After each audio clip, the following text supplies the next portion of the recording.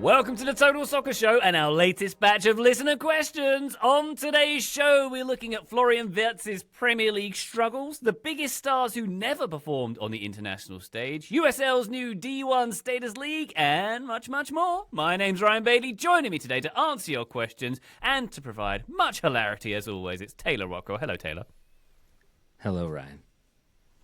That was funny in itself, see? You started off very strong. Well done. You really backed me into a corner there, which is why you are most deserving of the podcast Ballon d'Or.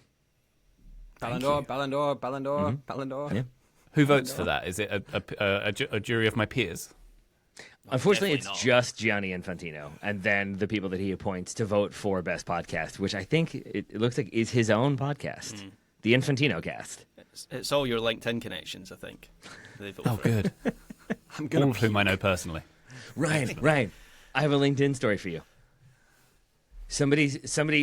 My wife posts a lot about AI because that is an industry that she is actively involved in and exploring further.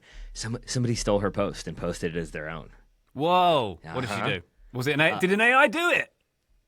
Perhaps. She sent the person who she likes a message of like, "Hi, I understand that you're very interested in this field, and I enjoyed like your talks on it. It seems like your post is very similar to mine," and posted them side by side. And they are like, it's very much a like move subject and verb around and made it passive and then made it their own. And they said, "Oh, it sounds like we were doing similar research. So I'm not sure what could have happened there," and then they pulled their post. Are we sure this isn't like a subversive point about like AI? This is actually an anti-AI protester. That might be. Wow. Dude, I'm also seeing a lot more match reports, both in American football and soccer, written by AI and like little summaries, and my goodness, are they not good. They are so bad. Can I drop a take? I agree that we shouldn't do that. We shouldn't do those. We shouldn't use those things. At the same time, if your writing can be so easily replaced by AI, maybe you should write better match reports. That's all I'm saying. I know that the AI ones are still worse than the regular ones, and I'm not trying to support that. Match reports as a concept, I just always have thought are a little silly, because can you not just look at your phone and it'll show you the score and the big chances? Like I don't necessarily need that strung together in written form. That's like an editorial opinion where I see basically zero value in a run-of-the-mill match report, but they can be done in a really great creative way that a lot of very talented people do. Still don't use AI. I think both of these things can be true, but match reports are like 99.9% of them are just useless anyway. Sorry. I hear you. Always hated writing match reports for that reason, Joe. They just felt very formulaic. It's really hard to do. The alternative is I would get sent to Scottish games occasionally by The Guardian and would see what Sid Lowe would do with his match reports and feel the pressure of having to file a Pulitzer-winning article from Celtic Park on the whistle. Otherwise, I would get canned. And I no longer do those reports, so I guess I didn't live up to that sort of billing then. Sorry, Sid. I'll let you down. There you go. Yeah. AI ain't replacing Sid Lowe's match reports, but point taken there. Joe Lowery and Graham Ruthven here. Including the Coca-Cola advert, which I found very ironic that it says at the start, created by AI, and then the slogan at the end is, "It's the real thing." Oh. What was this? I missed this. Have you not seen this? You know the holidays are coming. Holidays are coming. This year it's an Sing AI it, Graham. version. Sing it loud. I'll save that for the Patreon. Okay. People can pay for that. How's it different? How's the AI done this? Would you like me to suggest other ways in which holidays are coming? What's it doing? It's the video is made by AI. It's like the AI slop stuff that your uncle shares on Facebook, but it's a Coca-Cola advert that finishes off with the slogan, Ryan, "It's the real thing," when it's very much not. I have a question for you, Ryan. Do you feel like you've lost control? Little bit. I feel like I Just didn't in even general. get the intros out on this episode yet. Got it. But, we just kind of hello, ran Joe Lowery. over any efforts there. Hey, what's up? There we go. Hugs Hey. and kisses. It's the Hello, weekend. Graham Anything Ruthven. goes. You know nothing of my uncle's work on social media. He mainly steals Taylor's wife's posts. That's what he does. So thank you very much. I appreciate your concerns. Patreon.com/Total Soccer Show. Intelligence. Now I've got questions. Oh boy. No AI involved in our Patreon feed, Taylor. You'll get bonus I'm not episodes. that funny. We're good. Made me laugh. Patreon.com/Total Soccer Show. One more time. You'll get bonus episodes, bonus videos, and access to our Discord server where all the cool kids are hanging out. We get bonus listener questions on our bonus feed as well. This week's bonus listener question from Doc Goose, excellent name, is asking, what's your very worst hot take that you had, us as in us TSS folk, when we got started as writers. And our proudest hot takes as well. We're going to be digging into that. Can't hardly wait. Patreon.com/Total Soccer Show. But we go now to the listener questions on this here feed, starting with Trevor Peralta's question. This is a great one. I'm going to enjoy this one very much. Who has been the most deserving Ballon d'Or winner in history? Now, Taylor, I looked through the Ballon d'Or winners, going right back to Sir Stanley Matthews, of course, the great Stoke legend. I was looking at the votes and who won by the biggest margins. And there's a few standout contenders. Cristiano Ronaldo in 2016, he defeated everyone by a big margin. One of the biggest ones was original Brazilian Ronaldo in 1997. In his pomp, Inter he was at that point. He got 222 votes for the Ballon d'Or, nearly 4 times as many votes as second place, who was Predrag Mijatovic at Real Madrid, who I can't even remember. You don't? I only vaguely remember him. Wow. Barely. That's been memory hold. Joe's written 3 or 4 articles about him, I think. Well, was it Joe or was it AI? Yeah. So, I mean, I think you can approach this in a number of different ways. And I think this question is sort of impossible. Still loved it, Trevor. Thank you for it. It is a perfect question for like an ESPN hot take show because you could argue 40 different players for 40 hours. And you really could make this into a recurring bit. I think so. Because you could be like, let's go back to 66. And was it Bobby Charlton? Like 66, I think, was Bobby Charlton, Eusebio, and Franz Beckenbauer. That's a good trio right there. That's a pretty good trio. And so I think you could probably write whole win a World books Cup in '66, whatever. Sorry, go on. No. But I think there are probably a lot of candidates from yesteryear about whom you could write those books. But I myself don't remember them and haven't watched a ton of footage of them, so it would be slightly disingenuous for me to wax poetic about them. I've gone with gut feeling here and with basically my experience and my memory of them, and I would say there are 4 on my short list. Zinedine Zidane in 1998, you win the World Cup. It is sort of the moment, I think, that elevates him to that next level and has us all appreciating both the French national team, but Zizou especially. So 98 Zidane. 2002 original Ronaldo after winning the World Cup. I learned in this that winning major international silverware factors large on my list. Maybe it shouldn't, but it does. And so that's when they get revenge for the final in 98. That's when Ronaldo does the triangle for reasons, but is also an insanely talented player and is just sort of next level, is unplayable at that point, in my opinion. And then two more recently, 2008, Cristiano Ronaldo. I remember him as being the best player on the planet. That's when he's still playing for Manchester United, so there is bias in there. But I remember him hitting a free kick against Porto from like genuinely 40 yards out. It's just a direct free kick that he's like, nah, I got this. It's the Jamie Vardy or Jamie Tart thing from Ted Lasso, where it's just like, nah, he's gonna hit it. He's feeling it in this moment, and he did. That was like Ronaldo. You could put into a game in 10 minutes, and he would get a goal. He would make something happen. He was just that electric. And I think similarly about Lionel Messi in 2011.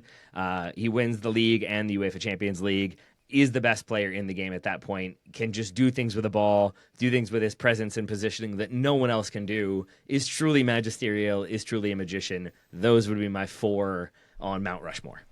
Yeah, Zidane was also on my list for 1998, Taylor. This is where the Ballon d'Or can be anything you want it to be, right? Where I think of that award. Zidane in that final, he dominates that final. France win 3-0. But I almost think of the Ballon d'Or for him there as like almost symbolic of how he was the icon of that France team that transcended football and was called the Rainbow Team, and there was much more going on there in France, and Zidane was like the poster boy for not just that team but like France as a nation.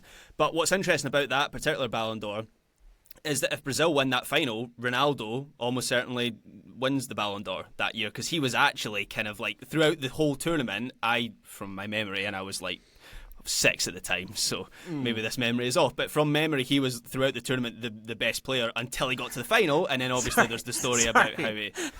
Are we resting this take on 6-year-old Graham Ruthven? Hey, His I was evaluation deep into my data, tournament? 6 years old, yeah.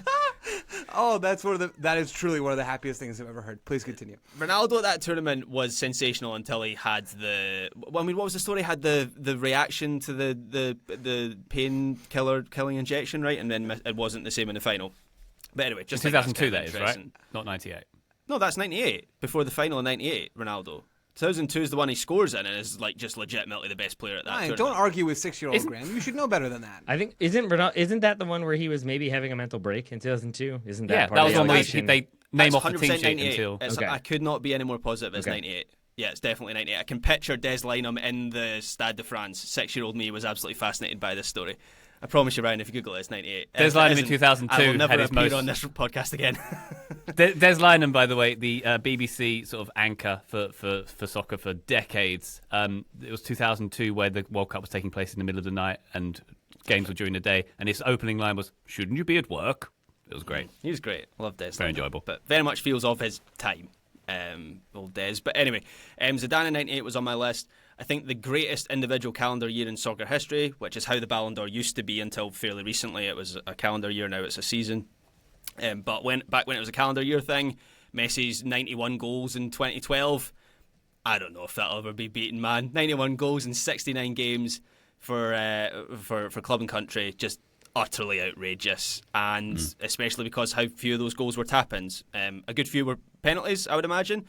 But even still, and that might be the highest level we've ever seen from an individual player. Like, will we ever see better than that? And then the other one that was on my list was Ronaldinho in 2005. He was just fundamentally the best player in the world. And I think what was particularly engaging about Ronaldinho was you had the romance of him bringing Barcelona back to being one of the best teams in Europe, because for a while they were in a lull, they weren't very competitive. Ronaldinho comes in and not only do they win everything, but they're like fun, and he embodies that, and he's in the night commercials, and he was an absolute icon at that time, so I don't think you could really argue with that in 2005.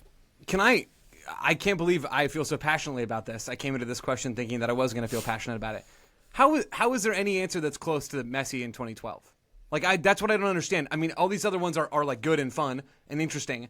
Messi scored 91 goals that year. Graham, you just did the whole thing. Messi, we would all probably agree, I don't know actually where Ryan would fall, but is probably the best player to ever play soccer. That was his best ever season. How is the peak of the peakiest player that's ever played this sport not the most deserving by like a landslide in this category? Am I missing something? No, I think that is the answer. I was just giving some other candidates. Okay, gotcha. They don't win the Champions League that year, right? I mean, that's honestly part of my answer. Like, Joe, I think you're right about like performance and statistics. It's just that I personally think like an achievement, attaining some level of silverware aside from like being PSG and winning your domestic league. Not that that's Messi, but like there is something to like fully hang your hat on, and I think that's why 2011 is a little bit higher in my estimations than 2012. Well, that's the peak. That's the peak Pep Barca team, right? 2011, and then 2012 would be what? Chelsea winning the Champions League, Spain winning the Euros. So yeah, fully Messi. Deserved. Yeah. I mean, this is where again the Ballon d'Or can be anything you want it to be. I think I see it slightly different to you, Taylor, but there's no official criteria, so if that's how you see it, then that's how you make your decisions. I just like to vote however Rio Ferdinand votes, so that's my take. Yeah, there you go. It's easy. Teddy, you're quite right to say that World Cup wins and big trophy wins are a big sort of indicator of who's going to win the Ballon d'Or. Like Fabio Cannavaro winning it after Italy winning 2006. Like short king defender, that doesn't really happen very often that a player of his profile would win it, and that's obviously all down to that World Cup success as well. I felt very uncomfortable with how similar my logic was to very likely Alexi Lawless's logic in this one. Hi, Alexi, if you're listening. But I saw that kind of R1, and I think like Juve have a very good season that year as well. I hope that's not Calciopoli. I might be wrong. But I just remember being like, I don't think a defender can be the best player in the world. Sorry. Like it's just there is.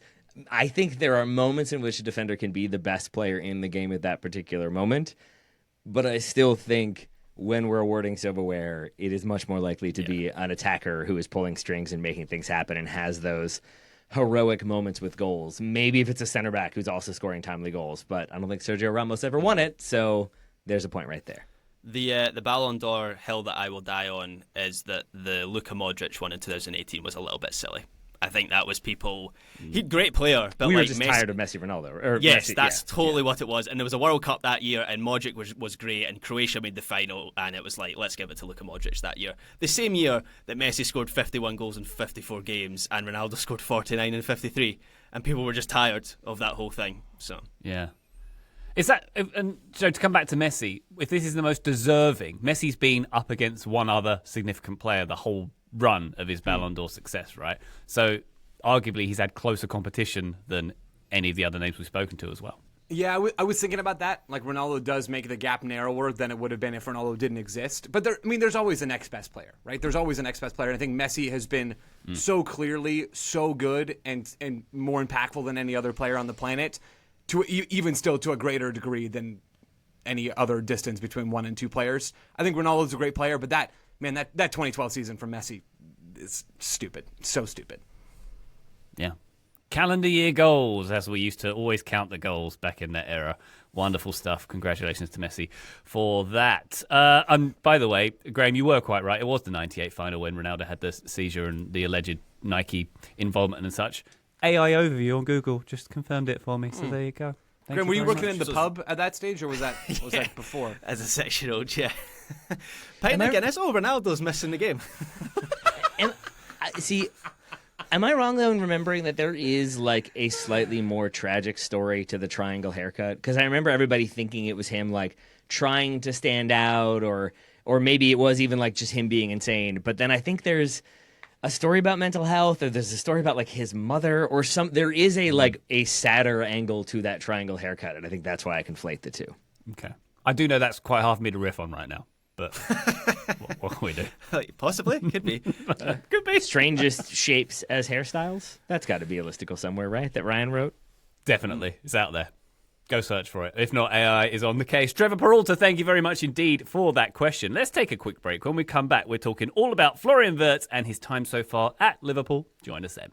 Total Soccer Show, welcome back to our listener questions. Meredith Greer has been in touch with this one. Florian Wirtz has been struggling to find his form with Liverpool. Do you think it's mostly a symptom of Liverpool's overall struggle to find form with so many new players in a team? Or do you think the style of play in the Premier League is drastically different enough from the Bundesliga to be the main issue? Or is it a classic two things can be too many things situation? Says that Meredith more eloquently. Yeah, that old chestnut that I didn't butcher at all. Joe, what are we thinking about? Obviously, Florian Wirtz has not lit up the Premier League just yet, but neither of Liverpool. So what are we thinking here?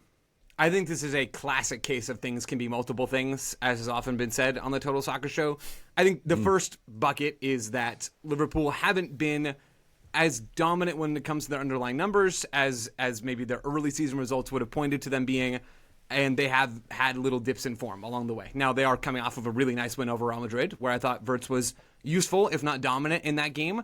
We're still seeing this team progress, but they are not the finished product at this stage. So I do think the fact that a lot of new pieces came into that team, Wirtz being one of them, there have been some tactical shifts from Arne Slot along the way. Those impact not just Wirtz, but every player, but certainly the newer players more, you'd have to imagine. That's one piece of the puzzle. I think that's very real. The other piece of the puzzle is that Wirtz is 22 years old and is adapting to playing in the best league in the world. And that's real. Slot's recently come out and talked about some of Wirtz's challenges and was very gracious to his player, as you'd expect from a coach. But he was talking about the challenge of like playing games so often and having so little rest. And that's not like a foreign concept to Wirtz. He's played international windows. He's played cup games. He's played Champions League. I mean, he's done that before.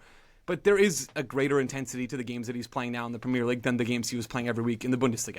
I don't know that you can really argue that. And Slot talked about that as well. I think all of those things are real. Adapting to the best league on the planet when you're young, or when you're any age, but especially when you're young, is difficult. And there will almost always be a bedding-in period of sorts. There's also one other part to this that I think makes this maybe a things can be three things situation, if I may be so bold. I know, right? Exciting. It doesn't quite fit into either of those 2 points about Liverpool quite or Wirtz quite. It's kind of a blend of the two. He's not the go-to guy anymore. And I think that's changed his role for Liverpool compared to what it was for Leverkusen. His team has changed, his league has changed, but his role has changed within all of those things as well. He's hitting 20 fewer passes per 90 this year compared to last. 20 fewer passes in a game. That is a big change. He's taking 16 fewer touches per 90 in the attacking third this year compared to last. His dribbling has dropped massively. He's gone from 6 attempted dribbles, which was like his thing in a lot of ways in the Bundesliga, to just 2 attempted per game. He's taken half as many shots. He is not being leaned on in the same way that he was leaned on at Leverkusen. I think if he was being played through more, we would see more of the dazzling Florian Wirtz moments that we came to know at Leverkusen. The reality is, when there's more talent around you, you're not going to get played through in the same way unless you are a Leo Messi type of player. And Wirtz is a great player. Like, has a chance to be one of the best players of his generation. He is not Lionel Messi. He is not a player of that tier that demands to be played through regardless of the context. So between the role that's changed, where his responsibilities are different, both in terms of the burden he's shouldering in possession, but also even where he's playing. He's played in a number of different spots this year for Slot. Then you add the league transition. Then you add the age. Then you add the Liverpool of it all. I think you have a pretty clear picture on why this hasn't been the dream, wow, this guy was worth 9 figures sort of transfer that we saw happen over the summer. Okay. Graham, your thoughts on this? I mean, that's a very valid way of looking at things, but also could have been better. Yeah, I think it's certainly true that he could have delivered more for Liverpool in his first few games. Oh, yeah. One thing to mention, well, I'm kind of going in the other direction. I think some of his struggles have been overblown a bit. So we're recording this, and Luke Meredith has sent this question before the Liverpool-Real Madrid games in the Champions League this week. But he was very good in that game. That was probably his best match so far for Liverpool. He is, looking at just some of the numbers, and I can't deny some of the numbers that Joe rung off there. He is definitely having fewer dribbles. He's not quite having the same impact that he had at Leverkusen. He is still ranked 12th in the Premier League this season for chances created. He's only started 6 games out of 10. Per minute, he's in the top 3 for chances created this season. And there have been a good number of, I've watched Liverpool a bunch this season, pretty much all their games actually. And there's been a good number of chances where Wirtz has created them and teammates have put it over the bar or wide of the bar. It's happened with wide of the post. It's happened with Salah a good few times. There was one in the Champions League this week where Wirtz set up Soboslai for a 1-on-1 inside the box, and Thibaut Courtois did the Thibaut Courtois thing and saved it. So I think he's been a bit unlucky in that sense. There was one I think Wirtz created against Chelsea where he did like a little pirouette and set Salah up for like the quintessential Salah chance, and he ballooned it over the bar. So I think he has partially been a victim of a misfiring Liverpool forward line in general. But something to mention is that Wirtz he's having to get on the ball much deeper than he did at Leverkusen. That's obviously putting him much further away from goal, where he can impact games more directly. That might be due to Liverpool not having Alexander-Arnold anymore and how good he was at moving the ball forward from deep areas and progressing it in that way. I also think Liverpool haven't been able to get him into as much space as Leverkusen did. And that might come from just being like a more naturally ball-dominant team. I think it also comes from Liverpool being a team that's for a long time cleared out space on the right side for their best player for the last 10 years, Mohamed Salah. And that then tends to crowd the left side, which is where Wirtz usually shades in the team. So I don't think this is a case of... there's even stuff like he's covered more ground this season than he ever did for Leverkusen, and Slot has mentioned this about how maybe he's just a little bit tired, I guess, as games go on because he's not accustomed to that. I don't know if that's a league versus league thing. I think that's more just the role he's been asked to play. So it's not so much a things can be two things situation. It's like a things can be 10 to 20 different things, I think. I think I had 5. I think mine was things can be 5 things, and you all have covered most of it. I'll just add 2 little things. To get into Florian Wirtz the person for a moment, he moves from the Köln Academy to Leverkusen in 2020. I think he's 17 when he moved, 16 or 17. Then he's with Leverkusen until last season, so 5 years there until he's 22. And I think in those 5 years, you get really comfortable. You understand the facilities and the people and the tea lady or the kit man, and you get to know all these people. You get to know the rhythms, and you become a senior figure within that. You have a bit of probably swagger, a bit of ego. You're very comfortable, and then you're moving to a different club, a bigger club with much more scrutiny, and then you're kind of, it's big fish in a small pond to still a big fish, but now in the ocean. And I think he is probably having to adjust to that a little bit. It's going to make a difference in your match preparation if you're still getting used to where you park your car and how you get ready and how to get to the training facility and everything. It's just a little bit less automatic, and I'm sure those things have been ironed out now, or probably within the first couple of weeks, but it's still just a bedding in period, an adjustment that's going to impact the player. And that's just off the pitch. On the pitch, you're dealing with so many other players who are all on crazy wages and all have this kind of killer, ruthless instinct to compete and perform. It's going to get really tricky really quickly. And with that comes a crazy amount of scrutiny, especially when you factor in that price tag. And I was trying to remember, I think it's Roy Keane and Rio Ferdinand. There's a story that I think it was Rio told about when he first signed for Manchester United. It's a record fee at the time. And he comes in first for his first day of training, and he's all, excited but nervous, and he gets to be with the first team. And the first pass that's sent to him, I think he lifts his foot too much and it goes under his foot because he's so nervous. And Roy Keane, to my memory of it, stops the ball from behind him, and he turns around to get it, and Keane just stares at him, tilts his head, and says, "How much?" And right there, it's really? You sure you're worth this? I think just that there's going to be this intensity to the analysis, to the scrutiny, to the criticism. I've seen it just on passive social media, all of the jokes about how much Liverpool are regretting spending so much money, and how Leverkusen are laughing at having offloaded this player for so much money. And in reality, he's a very good player and he will probably come good. But when you have that price tag, there's always going to be that bigger spotlight, especially when you are playing in a league that has the biggest spotlight. Indeed. Meredith Greer, thank you very much indeed for your question. We go now to Logan, who asked this one in our Discord. Has there been a success story of a player getting out of Saudi Arabia and into Europe?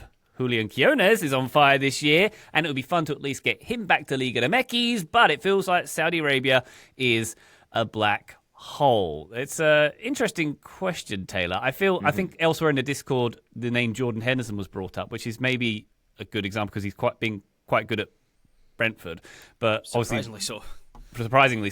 But regrettable circumstances of his to and fro to Saudi Arabia and back. Yeah, it's an interesting way of phrasing this. Also interesting that when I first read this, I assumed SA meant Serie A because that's where my mind goes right away, which is a black hole in its own way.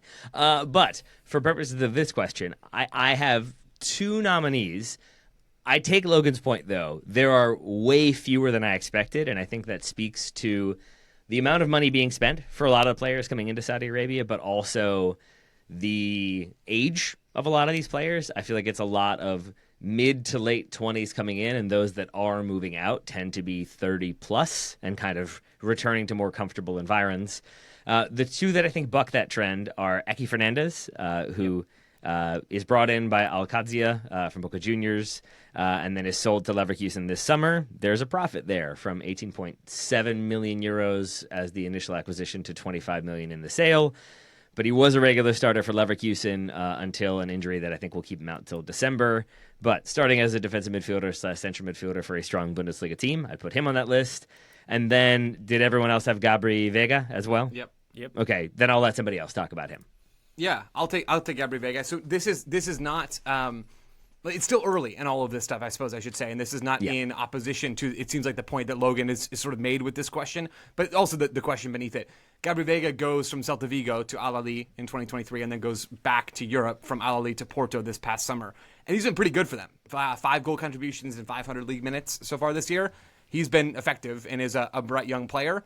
I went and zoomed out on this and looked at this trend of not just players exported from Saudi Arabia, but players that moved from European leagues to Saudi and then back again, right? So in this sort of big boom that's happened there with all the money that's being spent and Saudi Arabia's effort to become more of a soccer country, only 14 players have ever transferred from the Saudi Pro League to a Big Four European league. So 6 have gone from Saudi to the Bundesliga, 4 from Saudi to La Liga, 3 from Saudi to Serie A, and 1 to the Premier League.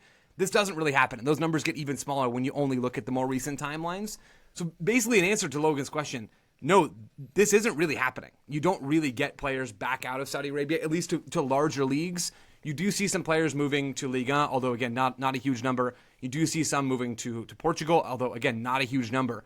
Saudi Arabia is just not really a selling league. Players tend to go there when they're at the twilight of their careers and they make a ton of money and then they retire. That tends to be the pattern. It's not set in stone, but you don't really see a lot of players leaving. So I would not, it sounds like, and Logan's already in this place, I wouldn't get your hopes up about getting Quinones back out of Saudi Arabia. He's making the bag and scoring a bunch of goals, and I mean, in a lot of ways, his life is probably pretty pleasing to him at the moment.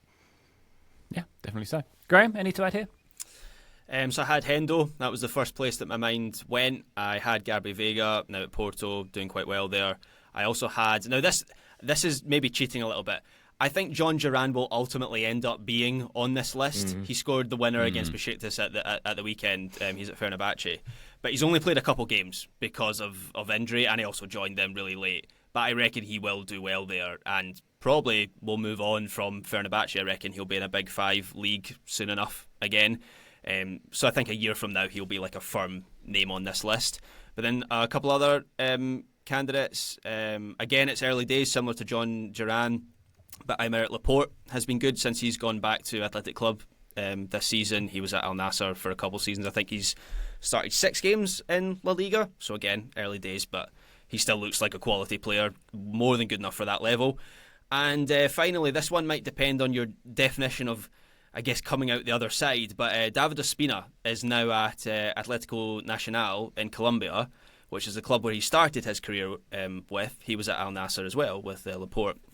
He won the Colombian title last season and has started every game this season as well. So he's someone who is still winning games and still winning titles, having left the Saudi Pro League. I'm just looking at John Duran. He was in Saudi for 5 months. Yeah, not long at all. Just enough time to cash the check. I think he's on loan at Fenerbahce as well. It's not a permanent deal, I think, right? Yeah. Weird. What a weird career he's had. Not sure what happened there. Yeah, very, very strange indeed. Logan, thank you very much indeed for your question as well. We're going to take one more quick break. When we come back, plenty more questions, including we're getting into USL and the new Div 1 league coming up. Join us then. Total Soccer Show, welcome back to our listener questions. Thomas Buck in with this one. A recent question asking for the biggest stars not to play for big clubs got me thinking about a follow-up. Who were the biggest stars on major international teams never to perform? To simplify, says Thomas, I define perform as never getting past the first round of a major tournament. Think of Ginola and Cantona for the Platini-coached France squads, par exemple. Graham, where did you go with this one? I've got a slightly controversial take. Pre-2022 Lionel Messi. Now, he got past the first round of major tournaments, but could you argue didn't perform on that stage until he did? When was the Copa America that he won for the first time? He won the Copa America before 22, right? So maybe before that, potentially. But yeah, that was a narrative around Messi for a long time. I mean, in now I'm merging World Cups into one another. 2014, 6-year-old right? Graham would never have had that problem. I'm just going to leave that there. I mean, you joke, Joe, but Graham, by the way. Tournaments when 2021 Copa America. See tournaments from like your formative years. I remember everything about them. They're so vivid for me. It's the ones that are like 10 years until 5 years. Like they all just merge into one. But anyway, Messi played in the final in 2014, right? Argentina made it to that final, lost to Germany. He was pretty good in that tournament, I guess. Wasn't good in that final. He was embarrassed to get the best player of the tournament award when he went up for it. I seem to remember that in 2014. Did you speak to him? Did you get the interview? No, Ryan's brother. One of the few people. Sadly. Messi. When he do got you back like Hard Rock? Messi. Oh, he does. He's got one a burger day there. you will have a burger at my favourite restaurant. Congratulations, Leo. No, but there was a whole thing where he was kind of sheepishly going up because it was like, does this guy really deserve the best player award at this tournament?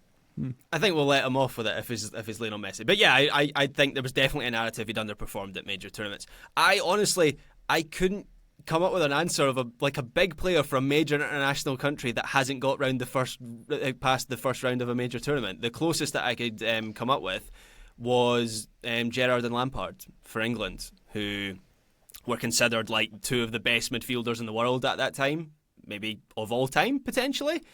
And you know that pairing became a meme before memes were a thing. The fact that Gerrard and Lampard just couldn't play together for England. More worse than that was the fact that somehow the midfield was always a weakness for England. They had Gerrard, Lampard, Scholes, even guys like Michael Carrick, Owen Hargreaves, who I'll maintain to this day was brilliant at his peak. Correct. And yet somehow it just didn't work for England. So yeah, that's where my mind went. And you could probably ring off a few of the English golden generation here, like John Terry, Rio Ferdinand, Ashley Cole.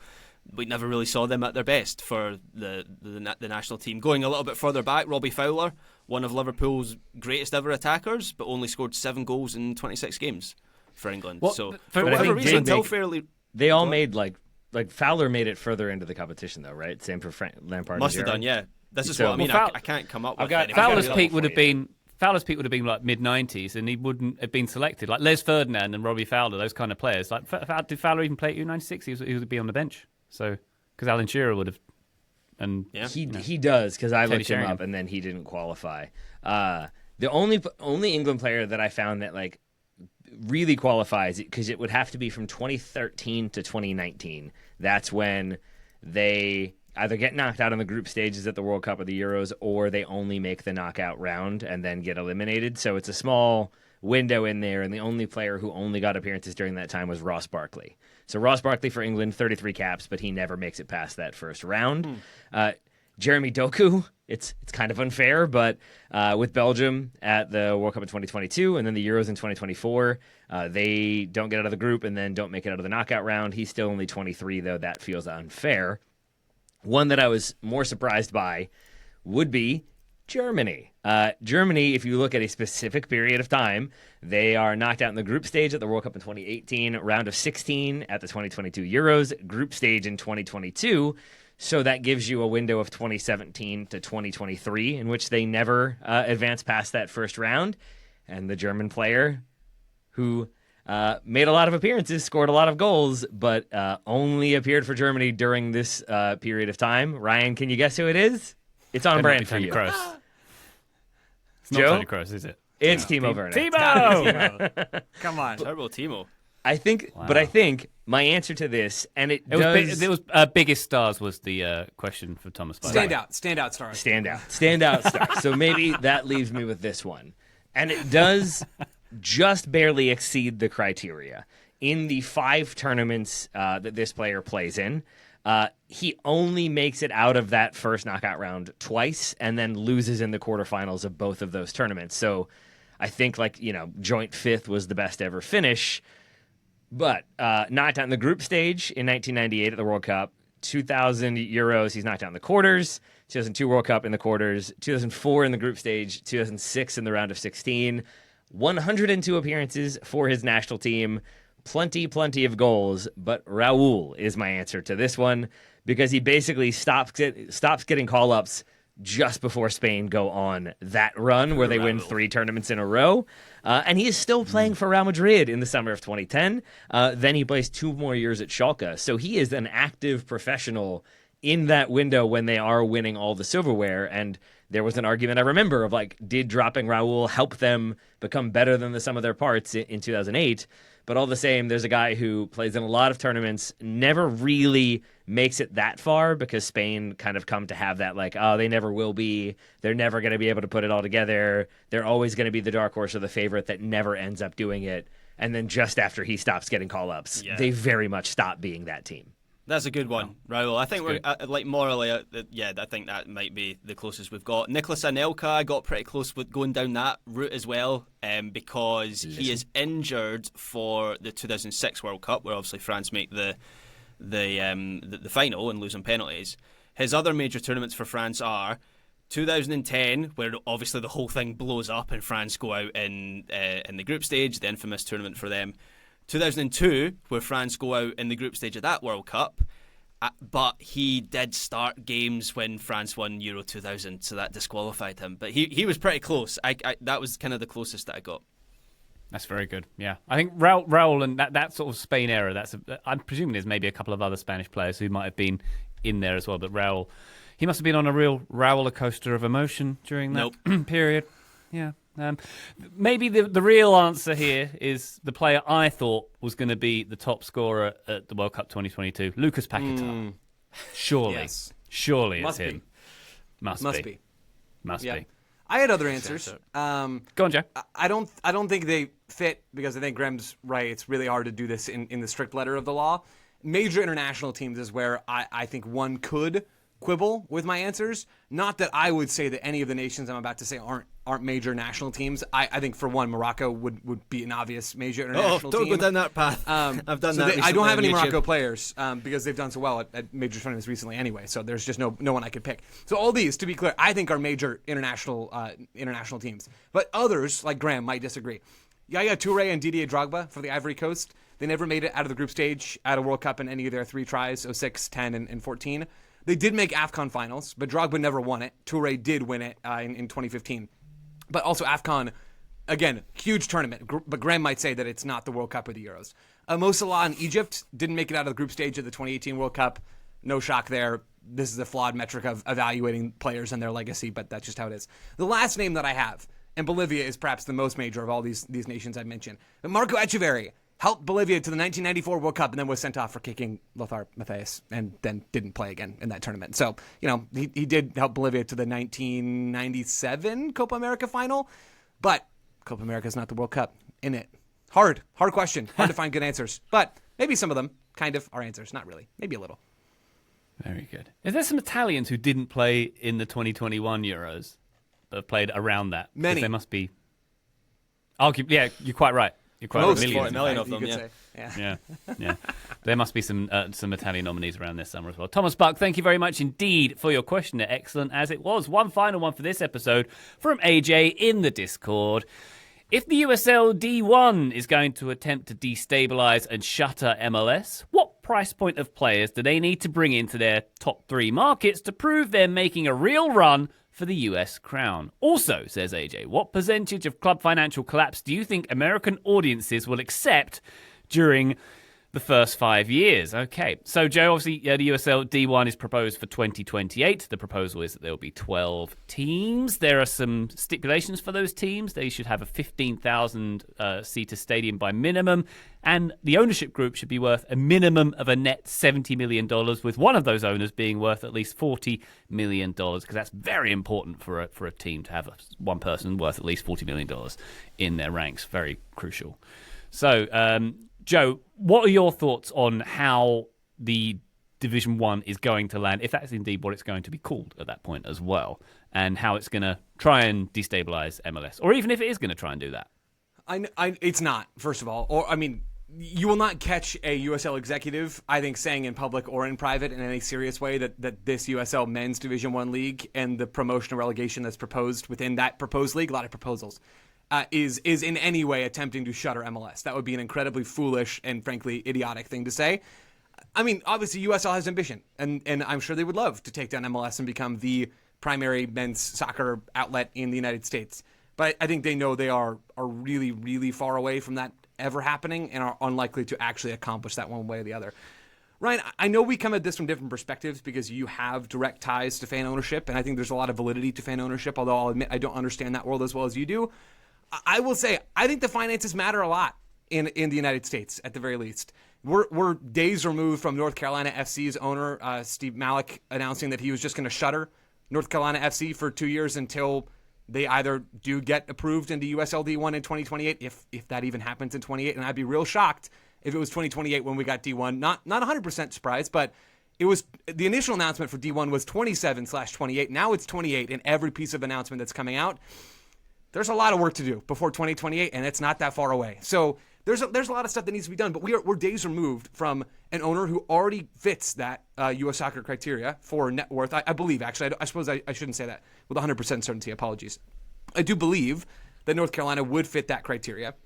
They have an active application out with USL for D1 in North Carolina FC. And they're just sitting around on their hands for 2 years because they're tired of eating losses year after year after year. These soccer teams aren't making money. You don't get into the sports industry to make money, but you do need to be able to eat millions of dollars of losses from one year to the next. And a lot of these current USL ownership groups don't have big boy money. And you see that maybe I don't want to turn this into like me taking on North Carolina FC fans in any way. That's absolutely not my intention, I assure you.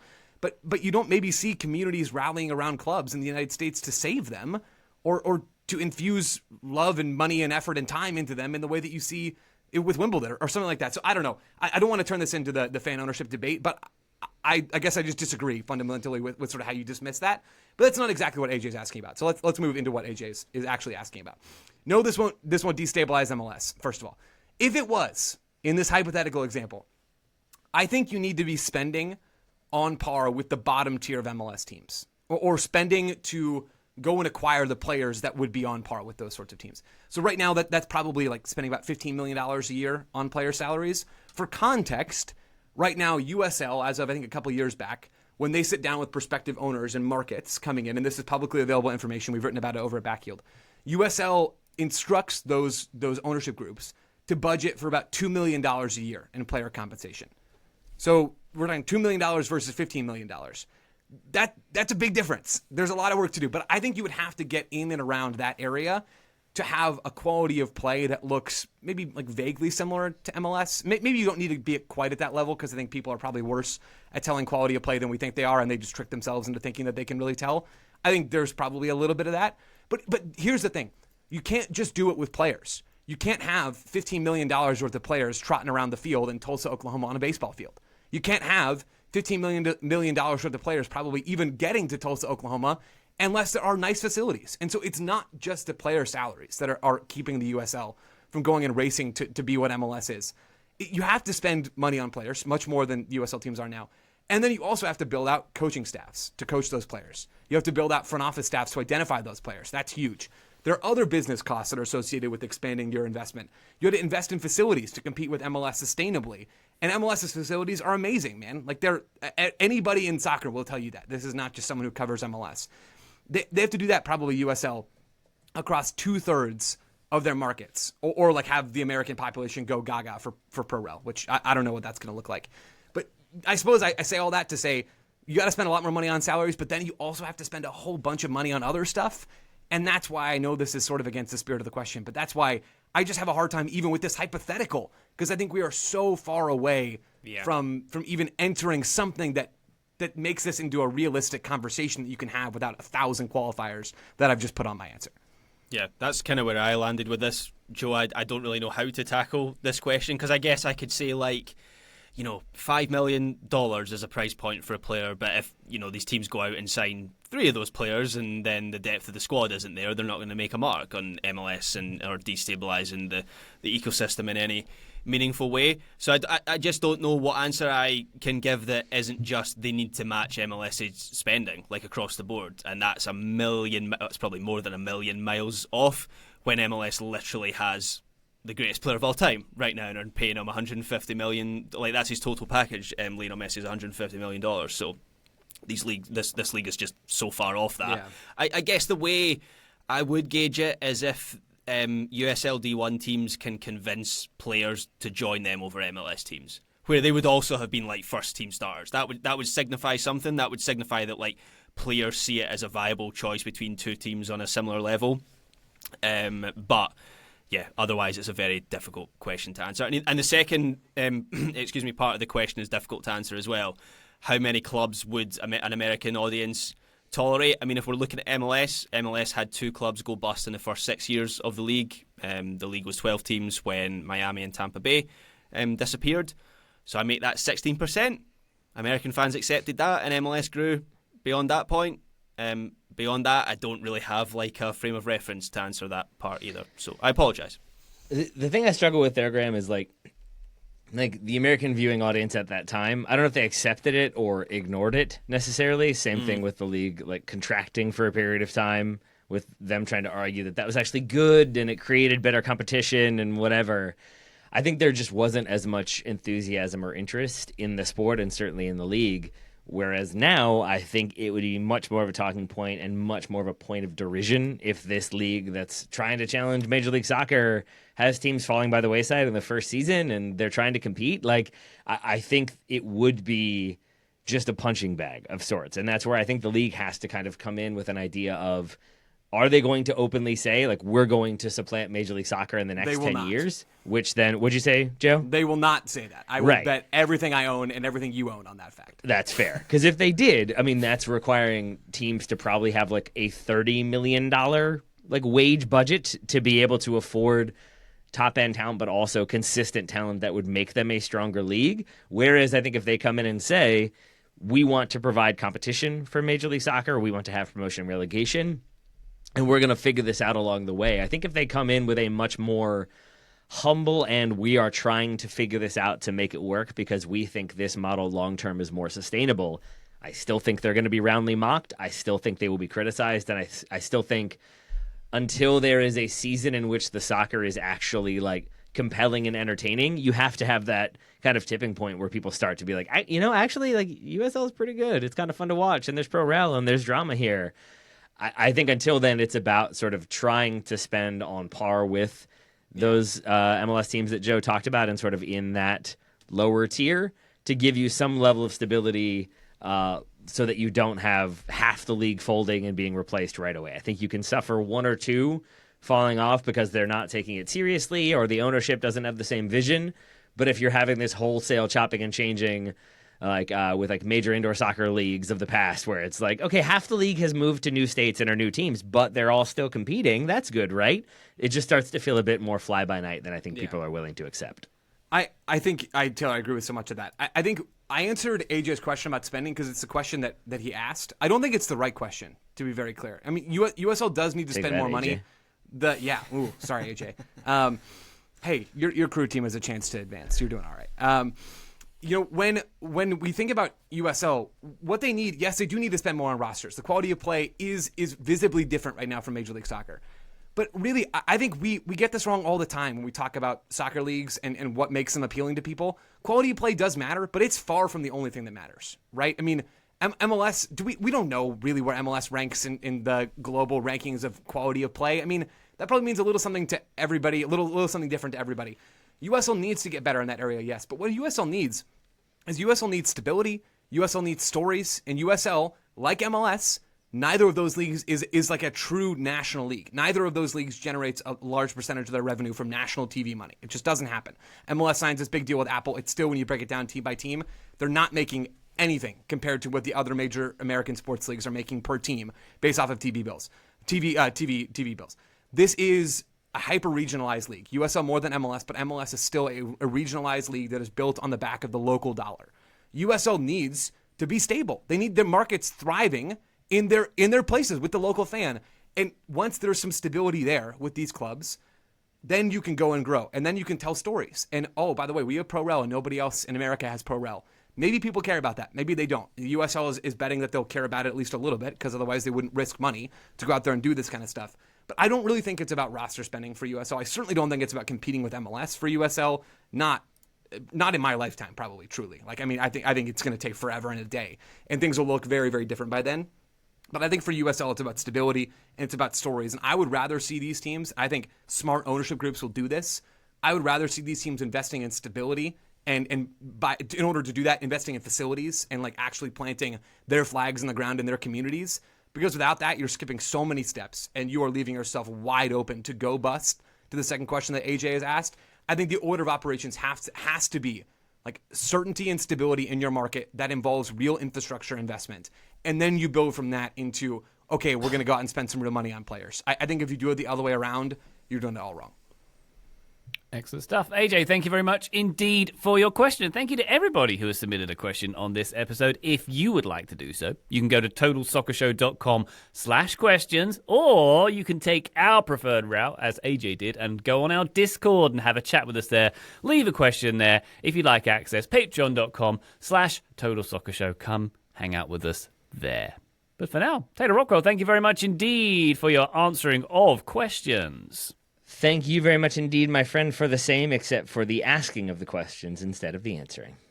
You're welcome. Graham Ruthven, thank you very much indeed, sir. Thank you, Ryan Bailey. I'll keep it more concise than that. Joe Lowery, pleasure as always. Thank you very much. Most concise me. Thanks. Nailed it. Listener, thank you very much indeed for joining us on this one. We hope you have a wonderful weekend. We'll be back on the feed very shortly. But for now, bye!